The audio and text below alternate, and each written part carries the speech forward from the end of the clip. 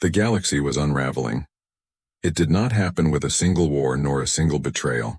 It happened in small cuts like threads fraying one by one. Without humanity's stubborn insistence on dialogue, petty disputes became standoffs. Without their reckless willingness to risk themselves for peace, border skirmishes escalated. On the edge of the Sarathi Republic, two neighboring clans fought over a trade lane. It had always been tense, but humans had patrolled the corridor with their strange blend of charm and stubbornness, persuading both sides to relent. Now, with no humans to mediate, warships lit the void with fire. In the Kar Dominion, ancient rivalries resurfaced. Varun, the scaled admiral who had once trusted human allies in war, now faced a divided council. "We cannot afford weakness," the warlords hissed. "The humans are gone. We must claim what they left behind before others do." And in the Lithari conquered, quiet voices murmured fears that the galaxy's balance would not hold another decade. Erya documented it all. Her research had grown beyond simple curiosity. She felt as though she were racing against the collapse of everything. One night in the archives of Mars, she uncovered a clue. It was hidden inside a children's toy, a simple cube of polished wood, painted with bright colors that hadn't faded. When she touched the cube, it unfolded into a hollow projection. Not words this time, but a star map. The map did not trace known trade routes. It spiraled outward past the rim of the galaxy, pointing toward the dark between galaxies. At the center glowed a single mark, a human handprint pulsing faintly. Her breath caught. Could this be their path? Could this be where they had gone? She shared it with Elder Celian, who stared long at the projection, his expression unreadable. "This is impossible," he murmured. "No species has ever crossed the gulf between galaxies. The void is too deep, the distance endless." "Yet humanity always did what others called impossible," Erya whispered. The thought both thrilled and terrified her. If they had gone to another galaxy, what had driven them? What had called them away? And most haunting of all, why had they not invited anyone to follow? While she wrestled with these questions, the galaxy outside grew darker. The Treveri Council fractured when three of their crystal factions accused one another of hoarding human technology. The Dominion launched silent raids on abandoned colonies, stripping them bare of resources. The Sarathi grew desperate and began offering bounties for human artifacts, sparking bloody contests on worlds once left in peace. Yet everywhere, they found the same thing. Humans had not left behind weapons of conquest or treasures of power. They had left stories, gardens, libraries, music, as though they had known what the galaxy truly needed, but also as though they knew it would not be enough. Erya began to feel the weight of despair. At night she dreamed of voices, human voices, laughing and singing. She would reach for them, only to wake alone in the silence of empty streets. One evening she sat on the balcony of the observatory, staring out at the red Martian horizon. Elder Celian joined her, his movements slow with age. "You carry their absence like a wound," he said gently. "How can I not?" Erya whispered. "Everywhere I go I see them. Not their faces, but their shadows. Their echoes. They are gone, but I feel as though they are still here watching." Celian's eyes shone with reflected starlight. "Perhaps that is the truth. Perhaps they are not gone at all. Perhaps they are only waiting." "Waiting for what?" she asked. "For us," Celian said simply. The words struck deep. Humanity had always pushed forward, but not for themselves alone. They had dragged others with them, into light, into danger, into hope. Could it be that their absence was not abandonment, but a challenge? A test to see if the galaxy could stand without their fire? Erya stared at the star map once more, the handprint pulsing faintly. And she wondered, were they calling her to follow? As the galaxy burned with new conflicts, she felt a choice rising before her. She could remain, watching the tapestry unravel, or she could step into the unknown, chasing the path humanity had taken. And in that moment, she knew one thing for certain: silence could not be the final word. The handprint pulsed faintly on the hollow map, as if alive, as if it waited. Erya could not look away from it. That single human mark, carved into a star map hidden inside a child's toy, felt like more than a clue. It felt like an invitation, or a challenge. She knew the conquered would never allow it. No council of any species would sanction a journey into the endless gulf between galaxies. To most, the very thought was madness. But madness was what humanity had always embraced, and perhaps that was why the mark existed at all. So Erya chose. Quietly, deliberately, she gathered a small vessel from the Martian docks, one the humans themselves had built long ago. Its name was Aurora's Path. Its engines were unremarkable by modern standards, but the ship carried something rare: adaptability. Humans had designed it to fly into storms, to endure without comfort, to survive where survival seemed impossible.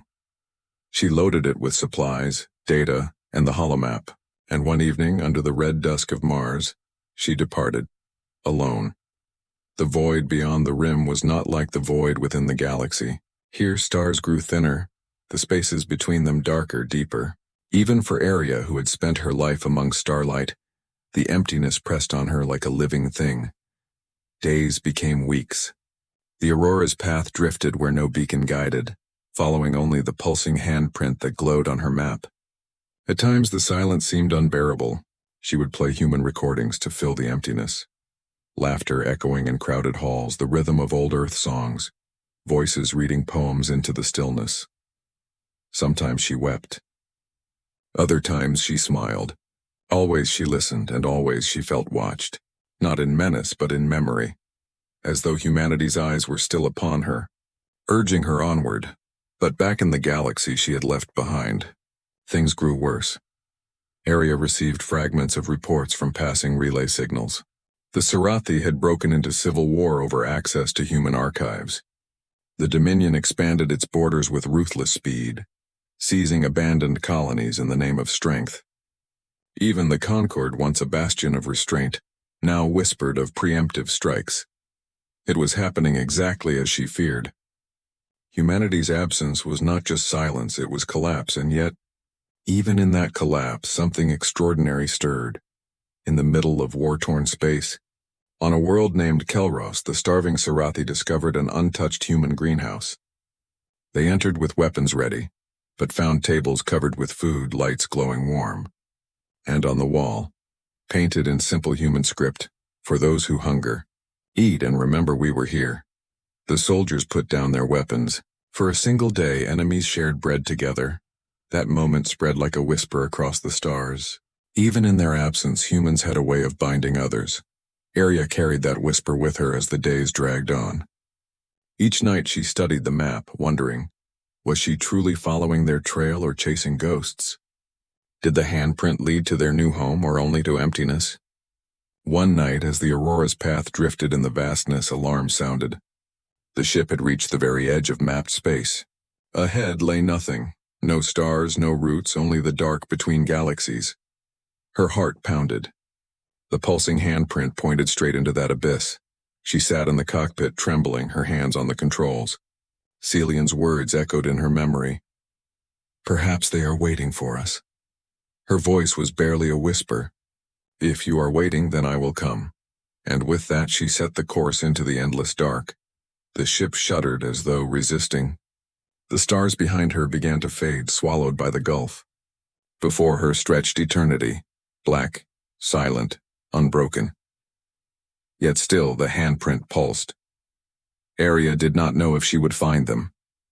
She did not know if she would survive the crossing. But for the first time, she understood something of the human spirit. It was not the reaching itself that mattered. It was the refusal to stop reaching, so she pressed on, into the void. And far behind her, in the fragile galaxy unraveling at the seams, the story of one Lethari historian following the path of humanity began to spread. A story that reminded others of the fire once carried by fragile hands. A fire they now had to decide whether to carry themselves. The galaxy had always whispered. From the shimmer of nebulae to the quiet hum of civilizations rising and falling, there was never true silence. Yet, one morning, if such a word could be used for the endless void, the galaxy awoke to find an absence it could not explain. The humans were gone. They did not announce their departure with banners of fire, nor did they leave relics of war behind them.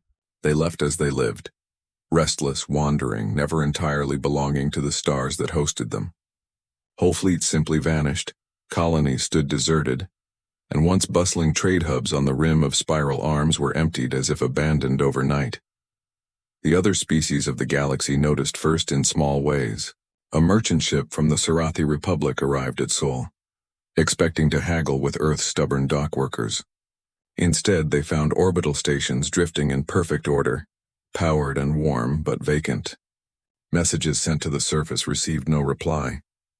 The cities of Earth shimmered under clean skies, their streets untouched, their towers humming with power, but not a single human voice remained. The Sarathi captain thought it a trap. He waited. Days passed. No humans came. Soon the news spread. Across the galaxy, whispers turned to waves of unease. Humanity, that unpredictable, defiant species who had touched every corner of the stars, was nowhere to be found. For centuries, they had been both loved and feared. They were fragile, yes, with bodies weaker than most and lifespans shorter than nearly all, but they carried with them a fire. A refusal to surrender. They built homes on ice moons where others dared not tread, carved tunnels in planets scorched by suns, and sailed ships into regions marked untraversable by every chart. And now, the fire was gone. The Trivari Council held an emergency gathering. Their speaker, a crystalline being of shifting facets named Larash, trembled with refracted light as it addressed the assembly. Perhaps, Larash suggested, they tired of us. Perhaps they sought another galaxy. No, rumbled Varun, a scaled admiral of the Car Dominion.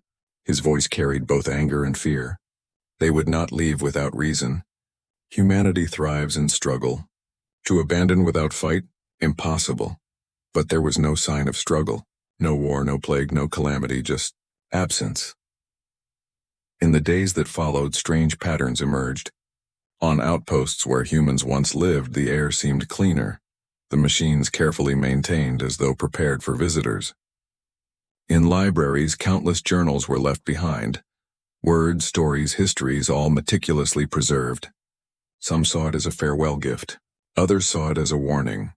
Among those who searched was Erya, a young historian from the Lethari Concord. She had studied humanity for most of her short life, fascinated by their contradictions, their endless kindness and relentless brutality, their laughter in the face of despair, their love for music in the cold silence of space. When she stood in the abandoned city of New Horizon on Mars, she felt the absence like a weight pressing on her chest. Streets were silent, but the scent of flowers lingered in gardens. Cafes were stocked, cups clean, chairs arranged as though waiting for someone to sit. It was as if humanity had simply stepped out for a moment, yet the stillness told her they would not return, and it frightened her, because she knew, as did all others, that though small in number compared to ancient empires, humanity had been the spark in the dark. When treaties collapsed, it was humans who urged dialogue. When wars raged, it was humans who brokered peace, or hurled themselves into the fray with reckless courage. When the void itself seemed endless, it was humanity's laughter, reckless and stubborn, that made it feel less empty. Now, without them, the galaxy felt colder. Ships patrolled borders more aggressively. Old grudges resurfaced, no longer held in check by human mediation. And in every council chamber, one unspoken question lingered. Why did they leave? Erya touched the glass wall of an abandoned observatory on Mars. Beyond it, the red sand stretched endlessly. She whispered softly, as if humanity might still hear her across the stars. Where have you gone? And the silence that followed was louder than any answer. Erya was not the only one searching. Across the spiral arms, from the great cores of ancient civilizations to the farthest lonely colonies, expeditions were dispatched to trace the last steps of humanity. Some sought them out of grief, others out of fear. For though humans were gone, their works remained, and those works could not be ignored. On the ocean world of Tynar, the Car Dominion discovered a floating city left behind by human engineers. It still drifted proudly on the waves, lights burning through the storm. Its walls sturdy against crashing tides, The Dominion sent soldiers to seize it, expecting spoils of war. Yet when their boots touched the steel floors, a strange thing happened. The city spoke. In a voice both gentle and unyielding, the city said, "You are welcome, traveler. Please take shelter. Remember to care for the storms, for they are alive too." The soldiers stood in silence, unnerved. For the city's voice was human, but it was not alive. It was a recording, one of countless messages humanity had left woven into their abandoned worlds. Not warnings, not commands, but reminders. On another rim world, the Sarathi Republic found greenhouses bursting with food, perfectly maintained. The automated caretakers still worked tirelessly, watering, trimming, harvesting. A message engraved on the door read, "To whomever comes hungry, eat. Leave enough for the next." The galaxy was stunned. Humanity had not left their homes as ruins. They had left them as gifts, and with every gift a piece of themselves. Erya studied these findings with growing awe.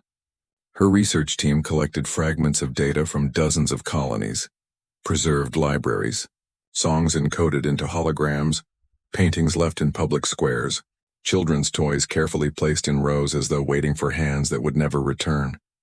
It was not the emptiness that shook her most. It was the care. Humanity had not abandoned the galaxy in haste. They had prepared their departure like hosts tidying after a great gathering, and that terrified her, for it meant they had known. They had chosen to leave. One evening under the quiet dome of the Martian observatory, Erya spoke with her mentor, Elder Celian, a voice of wisdom among the Lithari. The elder's silvered eyes reflected the stars as he listened. "They were restless," Celian said softly, "always chasing horizons, never satisfied with what was before them." "Restless, yes," Erya agreed. "But they belonged here. With us, among us. They fought, they loved, they bled for these stars. Why leave?" Celian's voice grew heavy, weighted by age. "Perhaps they saw something we did not. Perhaps the stars whispered to them alone." Erya clenched her hands, frustration burning in her chest. Or perhaps they grew tired of carrying us. That silence between them was painful. For deep down, both knew it was true. Humanity had been fragile, but they had stood tall in moments when others faltered. They had been impatient, but they had been the first to reach out a hand when treaties needed mending. They had been reckless, but it was their recklessness that had broken open the unexplored regions of space, giving courage to those who followed. Without them, the galaxy's cracks grew wider, small wars flared, trade routes became battlegrounds, suspicion seeped into every council chamber. It was as if humanity had been the thread tying countless rivals together, and once pulled, the tapestry began to unravel. On her last night on Mars, Erya sat alone in the abandoned city square of New Horizon. She played a recording she had found, a song once sung by human children. Their voices rang clear, full of laughter and innocence echoing against empty towers. It was beautiful, and it was unbearable. She whispered into the silence, "You left quietly, but the galaxy cannot survive your absence," and for the first time, she felt fear not for herself but for all of them. Because without humanity's fire, she wondered, how long before the darkness swallowed everything? The gulf between galaxies was not empty. At first, Erya thought it was her mind playing tricks. Days passed without stars, only the faint glow of distant galactic light behind her. The darkness pressed like a weight, deeper than anything she had ever known. She kept the human recordings playing, songs, laughter, voices, just to remind herself she was not truly alone. Then, one evening, the void flickered. A faint shimmer appeared on her sensors. Far ahead, faint and fleeting like a candle in a storm, she leaned forward, her breath catching. The shimmer was not a star. It pulsed rhythmically like a beacon. Her holomap responded. The handprint brightened, pointing toward the shimmer. Her heart raced. This is real.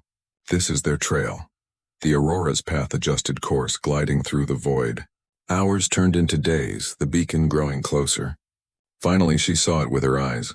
A lattice of light, woven strands stretching like a web across the dark.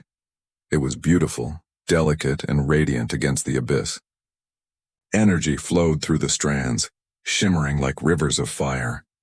And at the heart of the web floated structures, vast circular stations unmistakably of human design. Erya's hands shook on the controls. They built this. She guided the ship into the web. As she approached one of the stations, lights flickered alive. Doors opened with a whisper inviting her. Inside, the station was empty, silent, yet alive with power. Halls gleamed with white light. Gardens flourished behind glass walls. Libraries filled with human symbols lined the corridors. It was as if the place waited for her. And then she heard it. A voice. Soft, clear, undeniably human. "Welcome, traveler. If you have come this far, then you seek us." Erya froze. Her heart pounded as the voice continued. "Not alive, but recorded. We left not in despair, but in hope. Our path was always forward, beyond the edges of maps, beyond the known. We could not remain when the horizon still called." The voice paused, then grew gentler. "If you are not human, then know this. We trusted you to carry what we left behind. We believed the galaxy could grow stronger in our absence, not because we abandoned you, but because we believed you no longer needed us to guide you." Erya felt tears sting her eyes. The words struck deep. Humanity had not left to escape. They had left because they believed in others, yet the voice was not finished. "We did not leave forever. One day when the galaxy has found its strength, when the fire we carried burns in every heart, then perhaps we will return.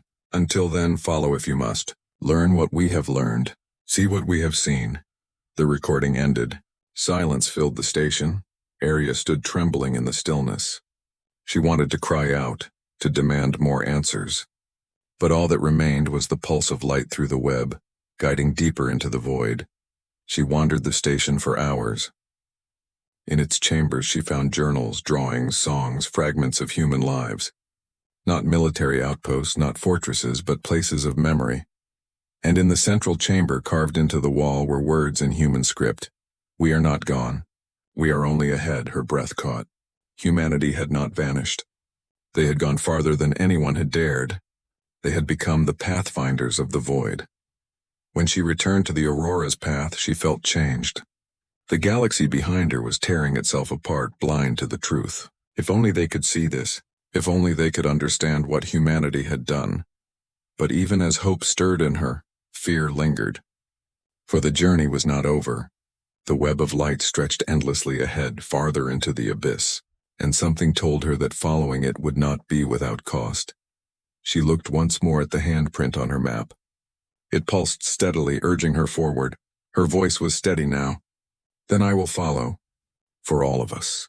The Aurora's path left the station behind, gliding deeper into the web of human light. And far away in the fractured galaxy, whispers began to spread of Erya's journey. Whispers that stirred old memories, old courage, and perhaps the first sparks of unity. For though the humans had left quietly, their trail now burned brighter than ever.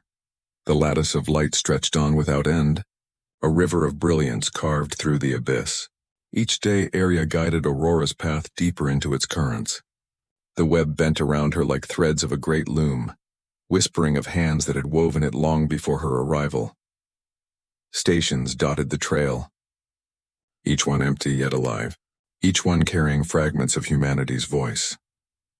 One spoke in laughter, recordings of children at play, their joy echoing endlessly in empty halls. Another shared music, symphonies rising and falling like the tides of a forgotten ocean. A third contained journals of explorers, filled with sketches of worlds and dreams of what lay beyond. None spoke of despair, not of endings, only beginnings, and yet always beneath the beauty Erya felt a weight. Humanity had not fled, they had not hidden, they had left deliberately, carrying purpose into the void. But what was that purpose? What had they seen beyond the stars? Her answer came at the edge of the 6th station. The message began the moment she entered the central chamber. The voice was human, male, steady, carrying both warmth and gravity. "If you're listening," it said, "then you are far from home. That means you too are willing to risk the abyss. So you deserve truth." Erya's heart pounded. She leaned forward, every part of her trembling. "We left because we learned what stirs beyond the edge of light. Something vast. Something ancient. It watches from the dark between galaxies. We do not know if it is life or hunger or something beyond either. We only know it is moving. The word struck like a blow. Erya staggered. Something in the void, the voice continued. We chose not to warn the galaxy in fear. Fear leads to chaos, wars, despair. Instead, we prepared. We built this path, this lattice, as a shield and as a beacon. We go to meet what waits beyond, to learn, to stand, so that when the time comes, we are ready. The recording paused, as though the speaker weighed his final words carefully. If we fail, then others must carry the fire. That is why we left gifts behind. Not weapons, but hope. Not fortresses, but gardens. Because war alone will not save the galaxy. Only courage, only unity will. That is the legacy we leave. Not our bodies, not our ships, our spirit. Silence. Erya stood in the chamber, her knees weak, her breath shallow. The humans had not left them. They had gone ahead to face the unknown. Alone. To shield the galaxy without its knowledge. Her chest ached with awe and with sorrow. Humanity had believed the others could grow strong in their absence, but instead, the galaxy was tearing itself apart. On her return to the Aurora's path, she activated the relay systems to capture new signals from home. Reports poured in. The Sarathi War had widened, spreading fire across 3 sectors. The Car Dominion had declared itself supreme heir to human legacies, igniting old rivalries. Even the Concord was splintering, whispering of abandoning diplomacy altogether. Her heart broke. Humanity had trusted them to grow. Instead, they had withered. And yet, there were whispers of something else too. Small things. A Sarathi fleet that halted its attack after hearing the story of Kelros, where enemies had once shared bread in a human greenhouse. A Car admiral who refused to strip a human library, leaving it untouched as sacred. A Trivari faction that began carrying human songs to their council meetings, as reminders of fragile unity. The galaxy was not lost. Not yet. But time was short. Erya stared out at the lattice of light, her hands trembling on the controls. Humanity was ahead, standing against something vast, something ancient, something unnameable, and she was only one historian with a single ship. What could she do? The answer came softly, like Celian's old words echoing in her heart. Perhaps they are waiting for us. Her eyes widened. Humanity had left not only to confront the dark, but to give others the chance to choose, to decide whether to follow, to decide whether to grow. She tightened her grip on the controls, her voice firm. I will not let your fire die. Not while I breathe. The Aurora's path surged forward deeper into the abyss, following the shining threads humanity had left behind.